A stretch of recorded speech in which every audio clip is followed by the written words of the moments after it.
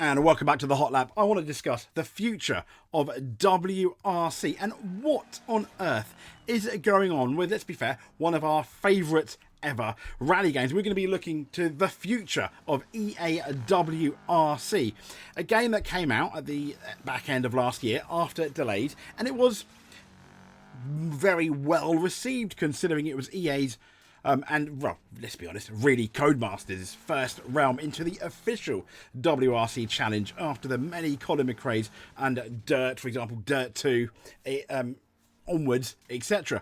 But the issue here is we are not hearing too much from the actual publisher and Codemasters and EA itself. So we have all these seasons. What is in a season?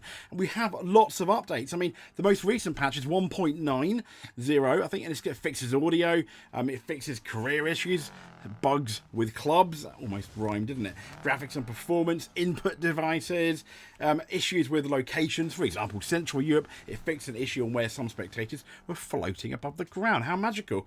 And it's fixed a few moments. But what I want to also look at is the £5.99 WR Season Pass. Now, I figured initially when this came in, it's almost like a live service game, isn't it? And I was kind of hoping with these season passes that we would end up getting maybe more rallies, more stages, maybe a whole new event paying £5.99, which is not very expensive. But if you're just paying per month, we're up to season 5 now, it kind of gets a bit expensive. I mean, the WRC game, I think, at the time of speaking, or at least it was on sale for about 20-something pounds. So the Rally Pass, for example, Season 5, it says jump into Season 5 of VIP Rally Pass, earn XP as you take on the exhilarating stages and climb up the levels in EA Sports WRC, unlocking epic rewards along the way. VIP Rally Pass owners will be able to unlock 15 exclusive items. We've got 3 helmets, 3 suits, 3 gloves, and 3 liveries. Okay, not too bad. But $5.99, essentially, it's items, and that's it. Items. I mean, mainly customizable items to make your car look good. Now, to be fair, the one thing I'm quite happy with EA Sports at WRC is the fact that their car editor is far better than Codemasters F1 sloppy car editor. Yes, I think on the respectively both the PS5 footage and the PlayStation and the Xbox, Forza and Gran Turismo respectively, they have arguably the best co-editors. But this one's not too bad. So, okay, let's have a look at Season 4 Rally Pass. Yes, it's no longer available, but an extra XP when we've got 3 helmets, 3 caps, 3 suits, 3 gloves, and 3 vehicle levels, and kind of like unlock different, and with each season comes different challenges and different moments. I don't think you've got to pay for, but you've got to pay for the customizable stuff. Yet, no new extra stages, no new extra cars. When we go all the way to Season 1, again, 15 exclusive items, 3 helmets, 3 caps, 3 suits, 3 gloves, 3 vehicle liveries. And it's all a bit, I mean, you kind of hoped, for example, at the moment, at the time of recording this, we have Rally Latvia, for example. Okay? Martin Sesks is in Rally Latvia. And yes, he is part of the ERC, the European Rally Championship, but he's racing in a WRC1 M Sport with a really cool new livery. Ergo, like Codemasters does with their Formula 1 games, they end up getting that new McLaren livery, for example, getting the new Ferrari livery, but we don't really see that in WRC, but that's something I think more people would quite happily pay for. So what's in a season? Not, if I'm honest, not particularly very much. And here lies one of the big questions is EA 2024. There has been absolutely zero announcement about EA Sports 2024, which means what's happening? I mean, there's plenty of Reddit posts, and I mean, some people suggesting that it's a series of games. Is it going to be yearly releases? But someone's put Codemasters Dirt Rally games had a 4-year gap cycle. Someone suggested like Dirt Rally 2015, Dirt Rally 2 2019, and then WRC 2023. So is it going to be a 4-year span? Someone's mentioned that you could argue because EA Takeover they would force Codemasters to launch a title every year, which is kind of, I think, what we expected. We saw that with Kiloton and their WRC games, which I thought were fairly solid. Some people even prefer the WRC 10 and, you know, even the WRC Generations to the EA, sorry about my driving, to the EA WRC. But we can't do anything about that because currently it's EA/Codemasters that have the license.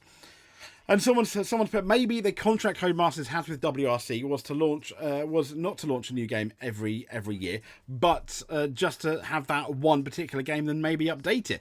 But then here lies the thing: it's now 2024, and they've not updated the liveries. They've not updated the rallies themselves. I mean, I for one, I'm pretty sure if they did release a downloadable pack, kind of like Assetto Corsa, even on the console did, Assetto Corsa Competizione, what they did, for example, is they released their base game, and then they released the British GT pack. People got that. They released the new pack for the new GT3 Fanatec, you know, or World Championship or European Championship, sorry, and they released that with the cars and any new extra tracks. People bought it, and that was like £15-20, and I'm pretty sure people would quite happily pay £20 to race the modern cars and any new stages / any new events. I mean, even if you put an event for £5.99, I think someone would play it. Would pay it. Will pay it because they want to play it. But and that is it. You have people. You have and not a massive, it's not like a Gran Turismo 7 community, but it is a fairly sizable community for EA Sports Rally. And ultimately, the really sad thing is you've got people that will pay good money, but you're not churning out the content. Granted, it might well be a smaller team, but where is WRC 2024? And this comes to my last thing, this complete lack of communication. Yes, they're good at communicating their updates. They have very nice trailers for their seasons, but the big B is, and the big but is, there's no communication about a new rally game. Is this a live service game? Well, it kind of is, but they've not really overtly said it. They've not really put it out there. They've not even suggested that there's going to be any DLC for modern stuff. That's really what I don't get, and that's what I find really frustrating. What we want is Gran Turismo does it for free. Download new cars where you can get new cars. Yeah, I imagine if they came with a £5.99 rally pass, it came with a car, for example, people would be quite happy to do that. So yes, they have a very solid game, but I can't help as I'm nearly, oh my gosh. That was epically bad. But I can't help, bad crash. I can't help but feeling that there has so much more potential in this game and this series than Codemasters and EA have given it. Maybe it's because Rally isn't maybe as popular as it once was. I love it. Loads of other people love it. That could be the reason, but then that's why you release this game and then you just add on to it, like you did with Assetto Corsa. I mean, look at another game. Destiny 2 came out. Yes, I know it is absolutely not it's not a racing game, but the base game of Destiny 2 came out years ago, and they've added on to that. Well, we know some of the stuff has been good, some of it hasn't, but that is a live service game, and they've added on to it what was quite a solid base. I think the main engine here is fairly solid. It's changed, I think, from Codemasters' own internal engine that they used in the last Dirt Rally game, and it allows you to have longer stages. So they've got a really good base here. But I think they're really letting the side down. They're letting their fans down with the lack of communication. Average, I think, at best, VIP things are £5.99. I can't help but feel maybe it could be a bit better. I think even if they had new cars and stages, I reckon they could charge as much as £10 maybe. Yeah, I don't.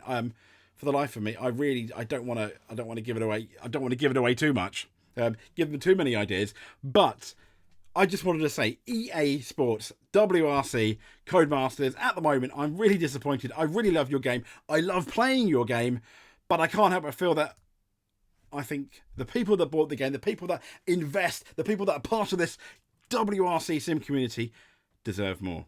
If you want to hear more, and you want to hear more rally stuff, and you want to hear more a bit about gaming, Formula 1 as well, and the BTCC touring car that's starting up, give us a subscribe so you don't miss a video. We will speak to you soon. thank you very much for watching. If you made it to the end, you are a sim racing champion in my eyes. And I'll catch you later.